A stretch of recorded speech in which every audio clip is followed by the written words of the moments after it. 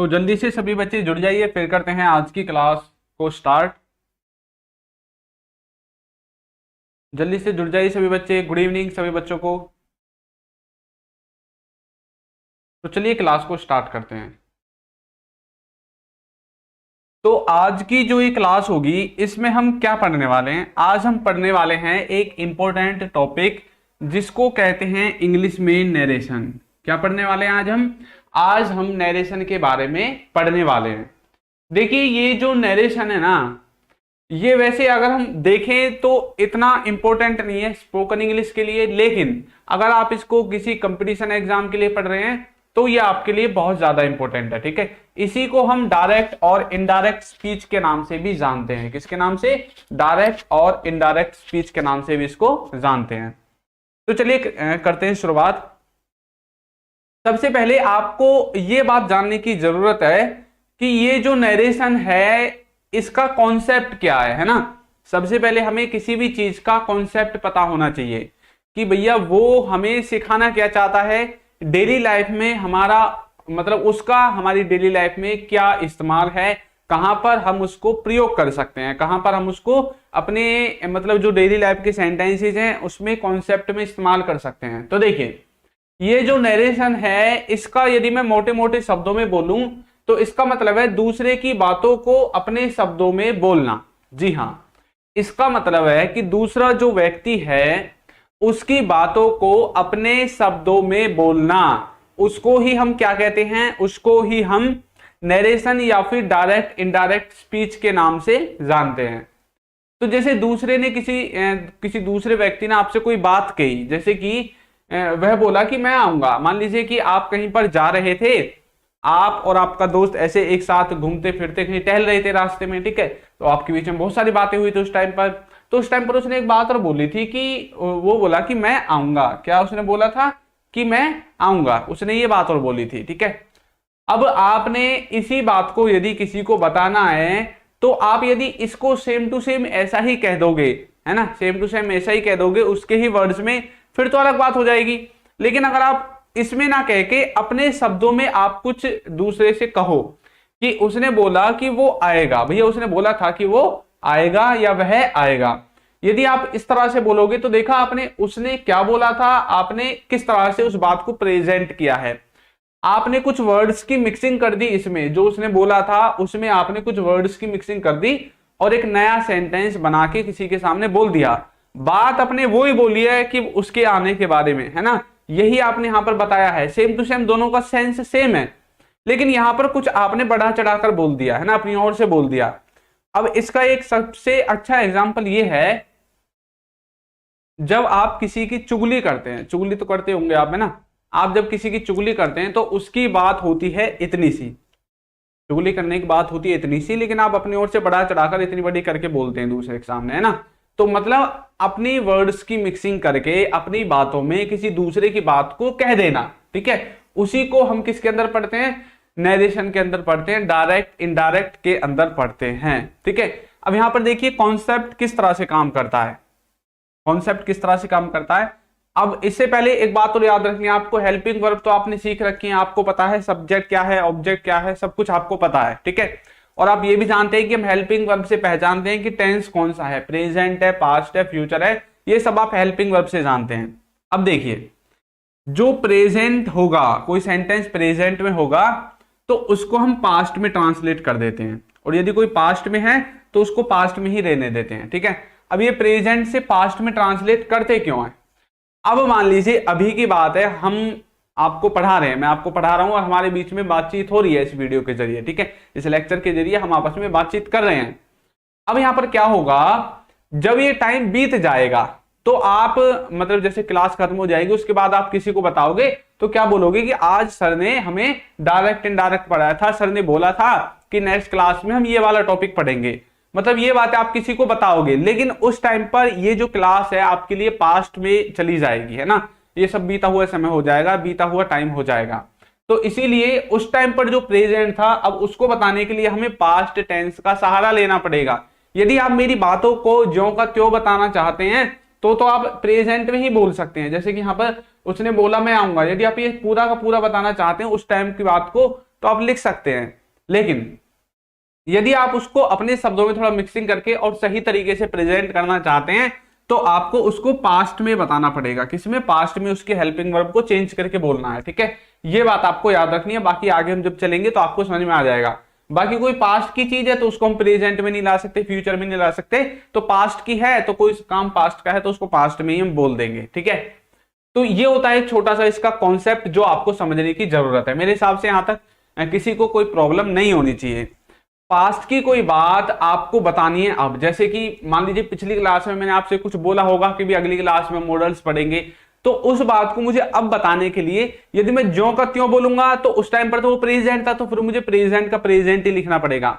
लेकिन यदि मैं उस वाली बात को अब अपने शब्दों में बोलूं तो वो मेरे लिए पास्ट है। हम वर्तमान से जोड़कर इन सेंटेंसेस को चलते हैं, नरेशन को हम वर्तमान से जोड़कर पढ़ते हैं, ठीक है। अभी मेरे लिए वो चीजें पास्ट हैं, तो इसलिए मैंने उस टाइम की प्रेजेंट की बातों को पास्ट में ट्रांसलेट करके बोलना है, ठीक है। ये बात आपको नरेशन के द्वारा सीखनी है।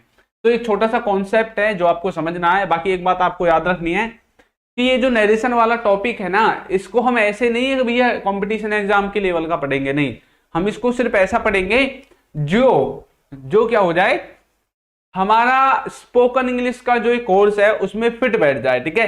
यानी कि हमारे कॉन्सेप्ट काम आ जाए हमारी डेली लाइफ के सेंटेंसेस को बनाने के लिए। इतना ही सिर्फ हम इसमें पढ़ेंगे, इससे ज्यादा हम इसमें नहीं पढ़ने वाले हैं। सिर्फ यही पढ़ने वाले हैं जो हमारे काम की चीजें हैं उनको। बिना बात की चीजों को हम ना तो पढ़ेंगे और ना उनको पढ़ के कंफ्यूज होंगे, ठीक है। चलिए तो आगे बढ़ते हैं ना। तो छोटा सा कॉन्सेप्ट आपको पता चला है कि दूसरे की बातों को अपने शब्दों में बोलना ही हम नरेशन में पढ़ते हैं, ठीक है। उसके बाद देखिए इसमें इसको हम डायरेक्ट और इनडायरेक्ट स्पीच के नाम से भी जानते हैं, ये तो मैंने आपको बता रखा है पहले, है ना। अब देखिए डायरेक्ट क्या होता है, इनडायरेक्ट क्या होता है। यहां पर लिखा हुआ है उसने कहा मैं एक खिलाड़ी हूं। मान लीजिए आप अपने दोस्त के साथ जा रहे थे तो उसने आपके बारे में मतलब अपने बारे में कुछ जानकारी दी, यार मैं ना एक खिलाड़ी हूं। मान लीजिए वो विदेश में रहता था पहले और अभी आया है तो इसलिए आप उसके साथ घूम रहे हैं, तो आप पूछ रहे भाई तुम विदेश में क्या करते थे, क्या हो, तो उसने बोला कि भैया मैं ना खिलाड़ी हूं, है ना। अच्छा आपको एक बात याद रखनी है, देखिए कुछ ऐसी चीजें होती हैं जो कभी चेंज नहीं होती है ना, जैसे कि यूनिवर्सल ट्रूथ जिनको प्रेजेंट इंडेफिनेट में हम पढ़ते थे। कुछ ऐसी बातें हैं जो हमेशा एक जैसी रहती हैं। अब जैसे एक खिलाड़ी है, अब ये थोड़ी है कि ये खिलाड़ी मतलब खत्म हो जाएगा ऐसा हम बोल देंगे, नहीं। वो कल भी खिलाड़ी था, वो आज भी खिलाड़ी है और आगे भी खिलाड़ी रहेगा, है ना। उसके एक स्टेप लग गई उसके मतलब लाइफ पर कि भैया ये खिलाड़ी है, वो किसी भी चीज का खिलाड़ी हो सकता है, ठीक है। तो उसने कहा he said I am a player, मैं एक प्लेयर हूं।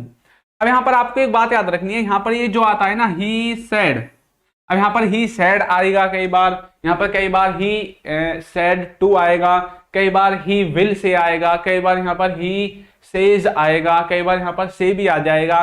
तो यहां पर ये जो है ना ये चेंज होता रहता है, ठीक है। अब ये जो है ना, ये जो व्यक्ति है ये जो बोलने वाला है ना, ये कौन है, इसको हम क्या बोलते हैं, इसको हम दो बातों में देख सकते हैं। इसको हम रिपोर्टिंग स्पीच भी बोल सकते हैं और रिपोर्टिंग वर्ब भी बोल सकते हैं। रिपोर्टिंग स्पीच या रिपोर्टिंग वर्ब दोनों तरह से हम इसको बोल सकते हैं।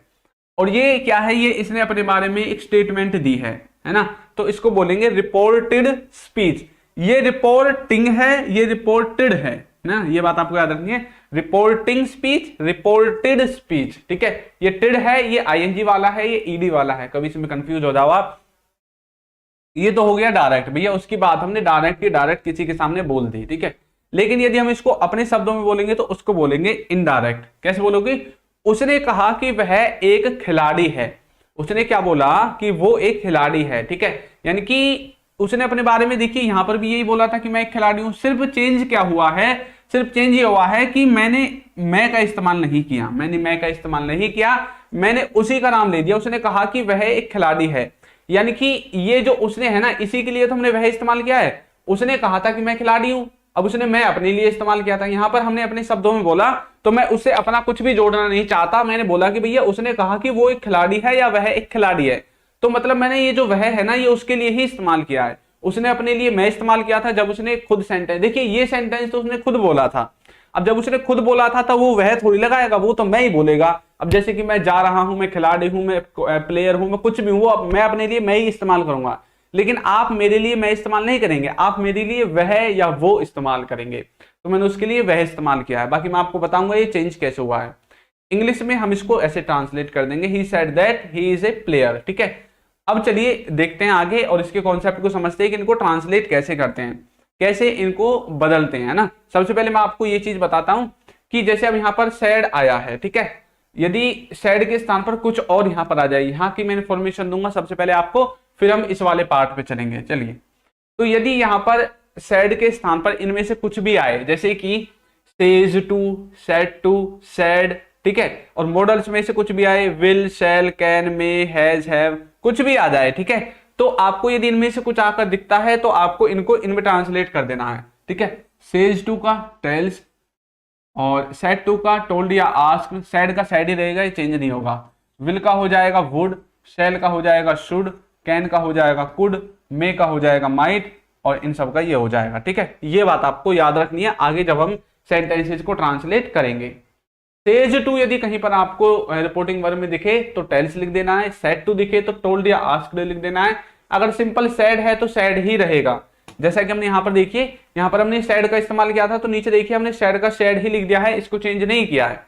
दूसरी बात, ये जो इन्वर्टेड कोमाज है ना, ये जो इन्वर्टेड कोमाज है, इनके स्थान पर हम क्या लगा देते हैं, डेट लगा देते हैं, ठीक है। क्या लगा देते हैं, दैट लगा देते हैं। तो यहां पर आप दैट लिखोगे तो हमने इनके लिए लिख दिया दैट, ठीक है। उसके बाद ये चेंज कैसे हुआ वो मैं आपको आगे बताऊंगा, ठीक है। बाकी अभी यहां तक आपको समझ में आ गया है, आगे चलिए। ये हमने देख लिया है किस तरह से हम चेंज करेंगे, आगे देखिए। अब हम देखेंगे चेंज ऑफ पर्सन, क्या देखने वाले हैं, चेंज ऑफ पर्सन। कौन सा पर्सन है जो चेंज करना है हमें, देखिए ये वाला है जो हमने यहां पर देखा था ना, अभी यहां पर था आई, लेकिन हमने यहां पर लिख दिया ही, ठीक है। तो ये आई से ही कैसे बन गया भैया, है ना। जैसे मैंने इंग्लिश में हिंदी में बोला था मैं, हमने लिख दिया वह, ये ऐसे कैसे चेंज हो गया। इसका एक रूल है, वो रूल को समझिए आप। क्या रूल है इसका, ये देखिए, इसको बोलते हैं चेंज ऑफ पर्सन, ठीक है। इसका रूल देखिए क्या है, यहां पर ये थोड़ा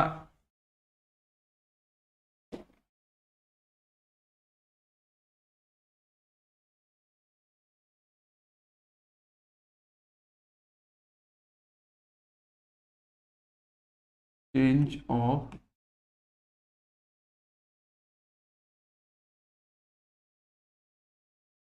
पर्सन, ठीक है।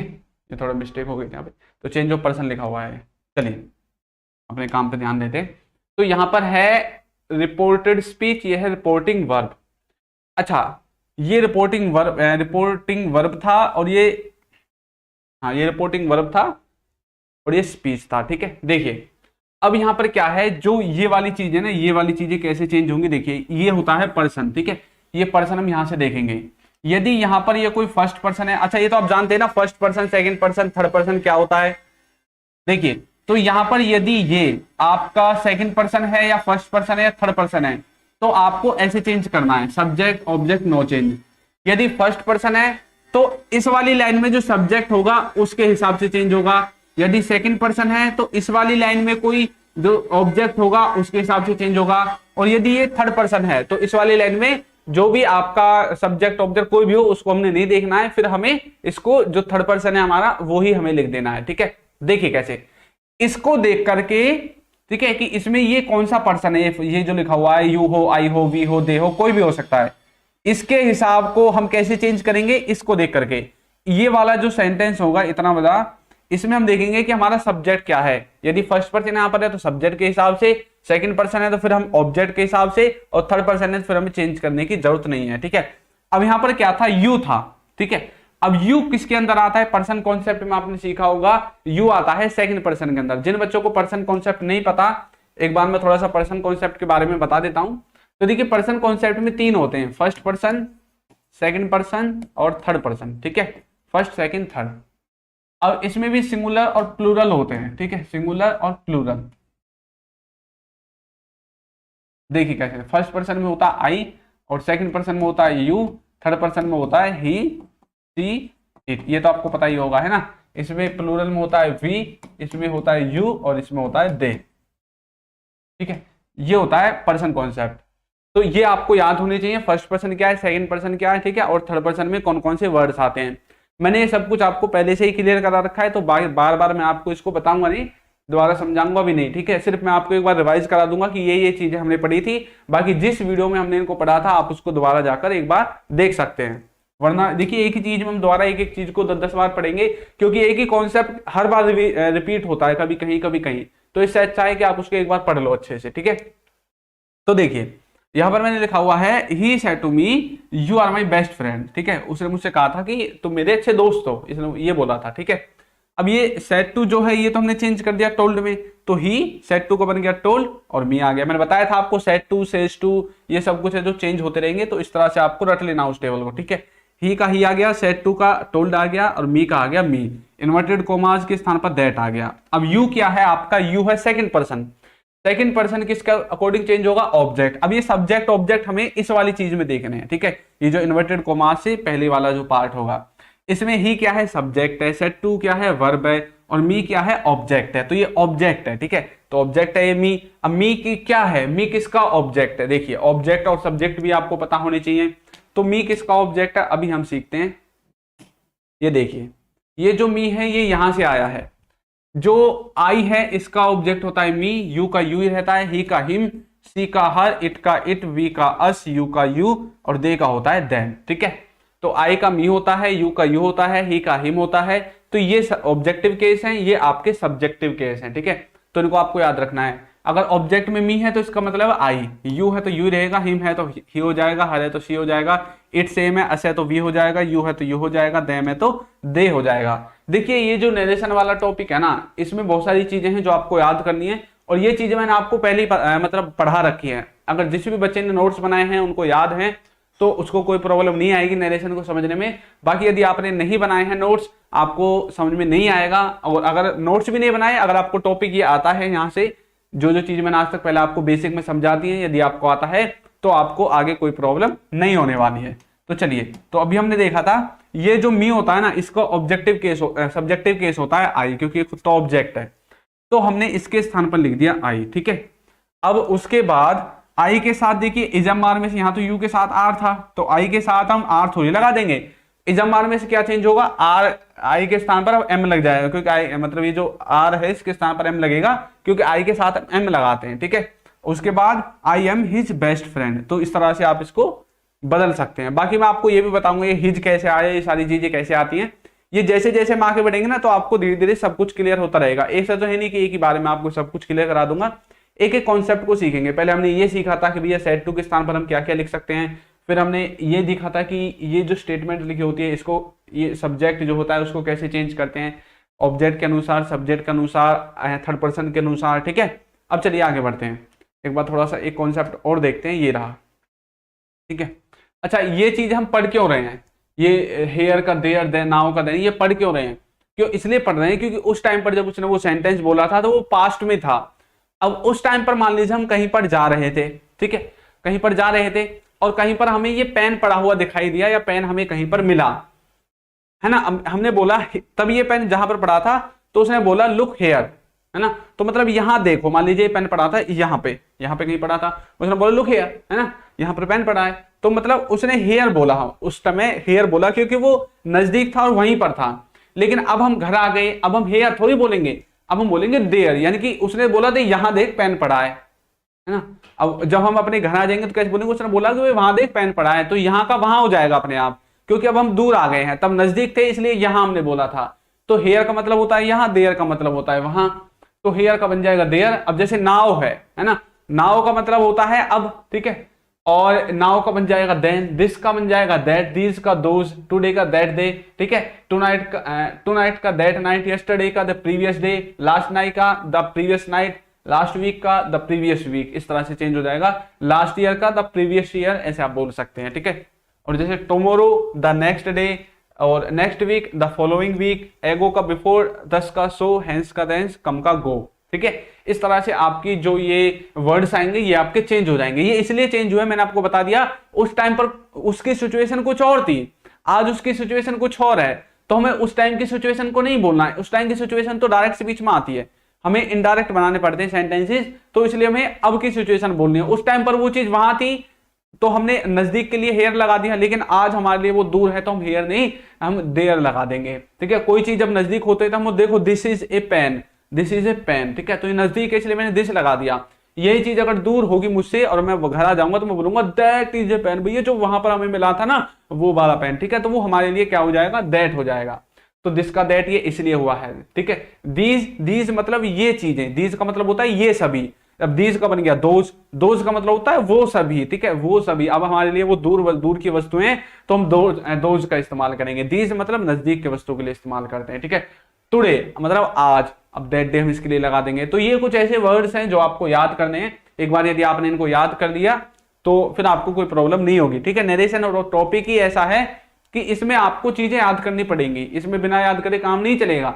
जैसे आपने टेंसेज में मतलब डेफिनेशंस याद की थी, स्ट्रक्चर्स याद किए थे, हेल्पिंग वर्ब याद की थी, उसी तरह से नरेशन थोड़ा उसका बड़ा भाई लगा लो आप, इसमें सब कुछ इस्तेमाल होगा, ठीक है। इसमें सब्जेक्ट ऑब्जेक्ट वो चेंज होगा, पर्सन चेंज करना है, ऐसे वर्ड्स चेंज करने हैं, टेंस चेंज करना है, तो ये सब कुछ इसमें चेंज होता रहेगा।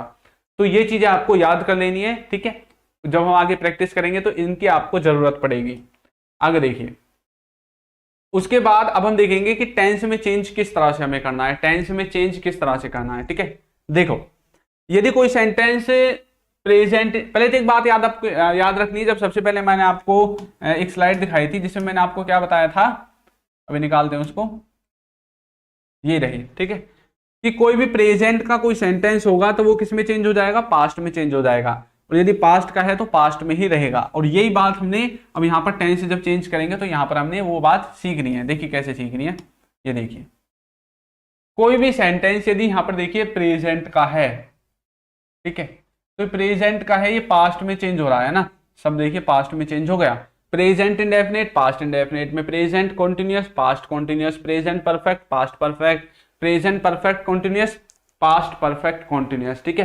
तो इस तरह से यहां से ये चीजें यहां पर चेंज हो गई, ठीक है।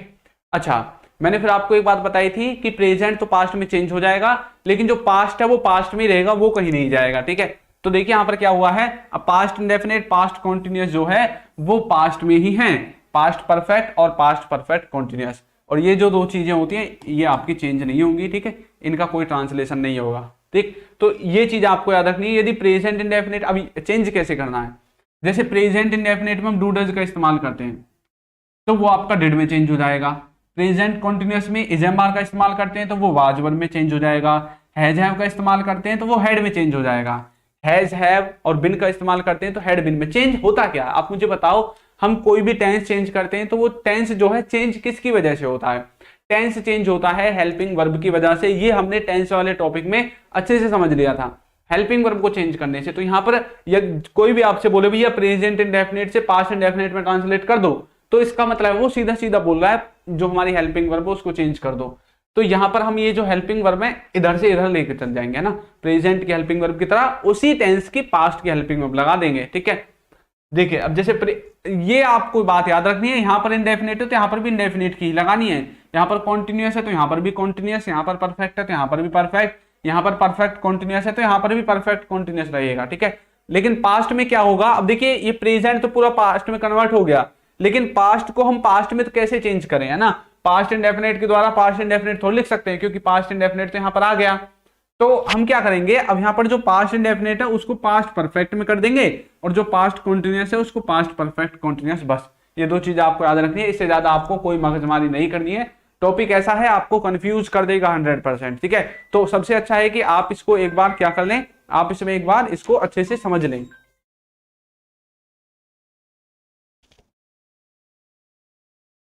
ठीक है। समझ में आ गया आपको किस तरह से हमें इसको करना है। चलिए अब आगे बढ़ते हैं।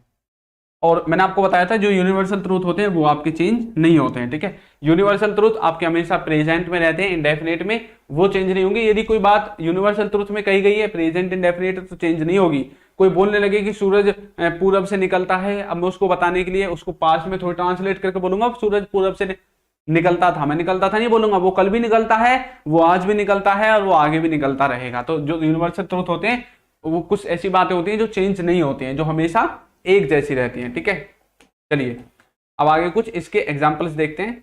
उससे पहले मैं आपको एक चीज और बता देता हूं, आगे बढ़ने से पहले मैंने बोला था कि जो यूनिवर्सल ट्रूथ है या फिर जो प्रेजेंट है किधर, देखिए यहां पर क्या लिखा हुआ है, reporting verb present future no change, ठीक है। यहां पर जो ये है ये वाली चीजें ये आपकी चेंज नहीं होंगी। यहां पर लिखा हुआ है Rahul will say to me I worked, ठीक है। राहुल मुझसे कहता है कि उसने काम किया ऐसा कुछ, ठीक है। तो यहाँ पर भी हम राहुल विल, अब यहाँ पर ये जो विल है ये चेंज नहीं होगा, देखा आपने, हेल्पिंग वर्ब चेंज नहीं होगी। टेंस चेंज करने का मतलब है हेल्पिंग वर्ब चेंज करना, ये मैंने आपको बताया था। हाँ, ये says to page to tell में बेशक बदल जाएंगे, ठीक है, जैसे कि मैंने पीछे आपको बताया था, said to, says to, says, ये सब तो चेंज हो जाएंगे, लेकिन हेल्पिंग वर्ब सेम रहेगी।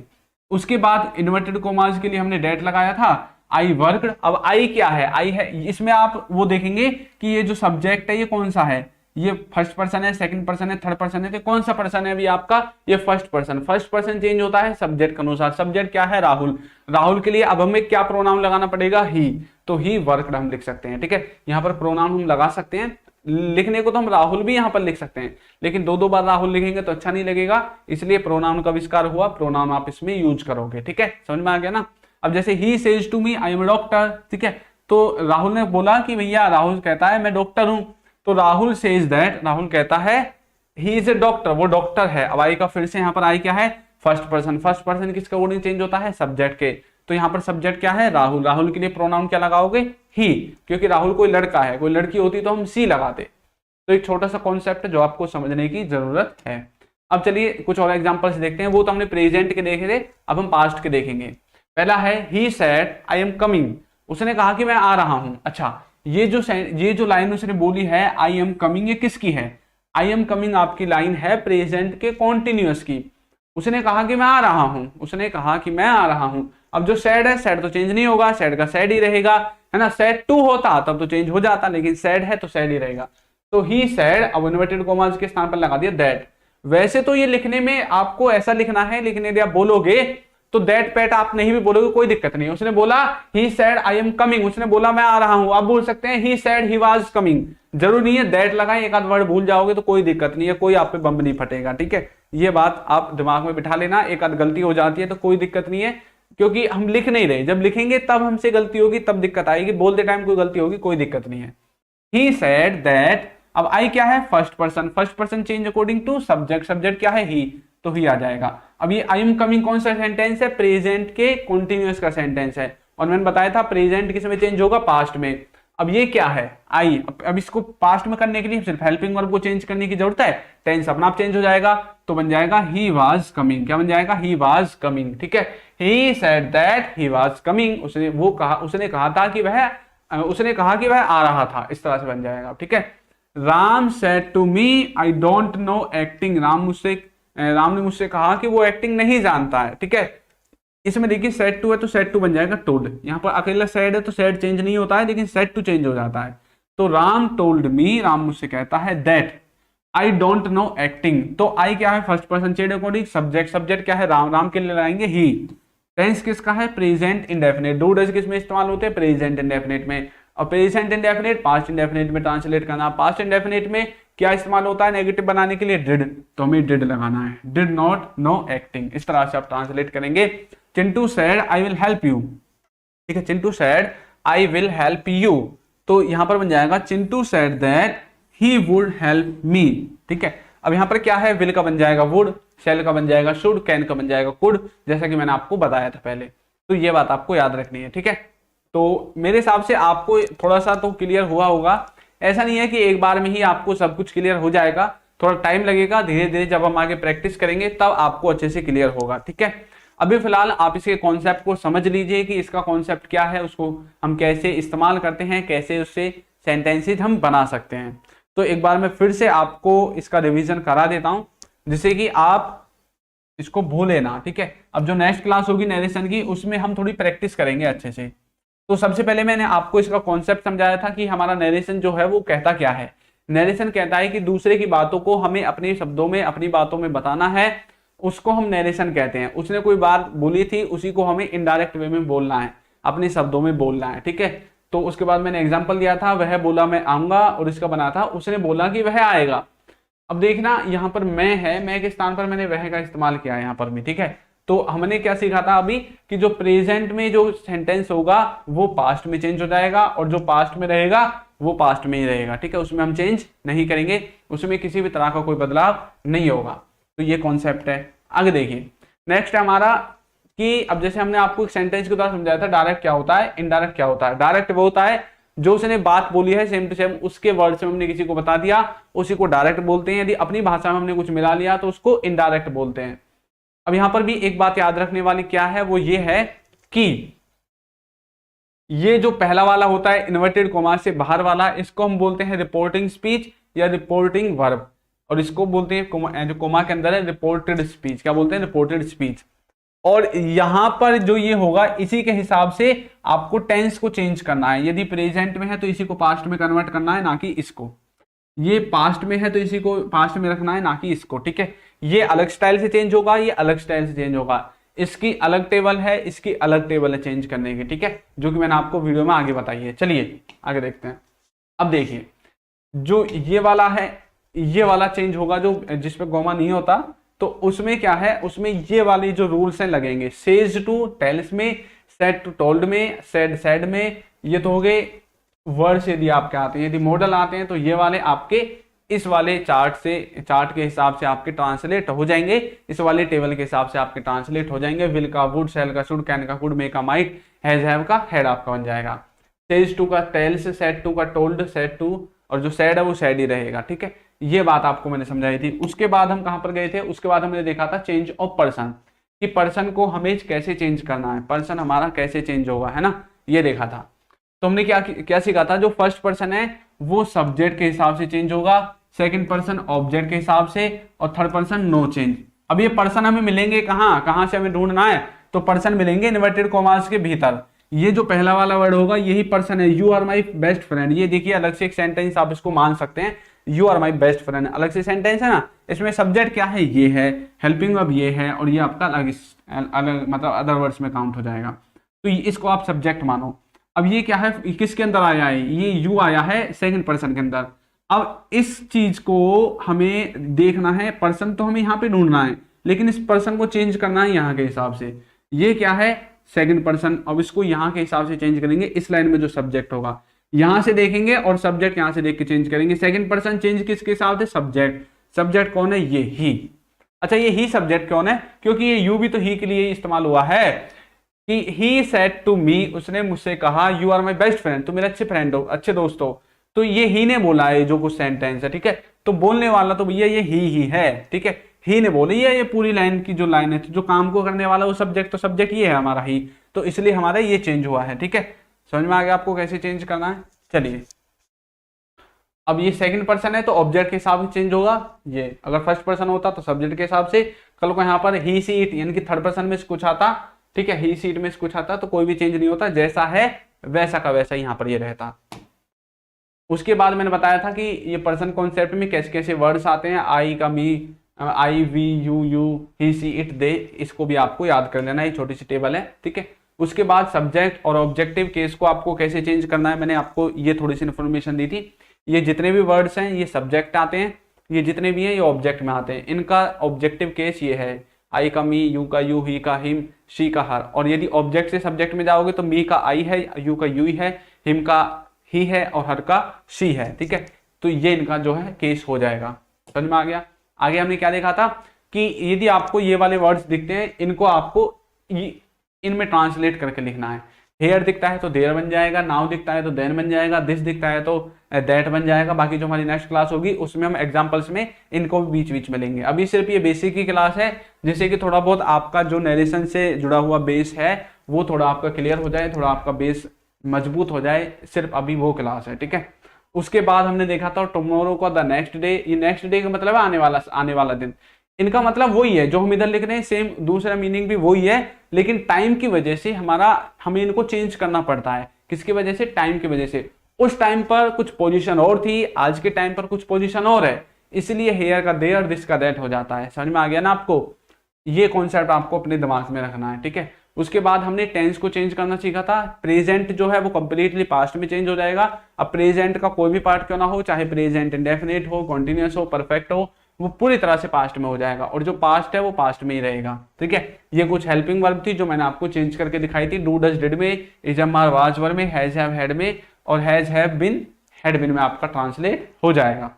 आगे देखिए, उसके बाद कुछ हमने एग्जाम्पल्स देखे थे कि एग्जाम्पल्स की हेल्प से हम इसको कैसे समझ सकते हैं, कैसे इसको ट्रांसलेट कर सकते हैं। ठीक है, और ये मैंने प्रेजेंट का कुछ एग्जांपल दिया था कि यदि कोई सेंटेंस प्रेजेंट और फ्यूचर में है, इधर वाला पार्ट, ठीक है, रिपोर्टिंग वर्ब वाला पार्ट, तो हमारा ट्रांसलेट नहीं होगा, मतलब चेंज नहीं होगा, ठीक है।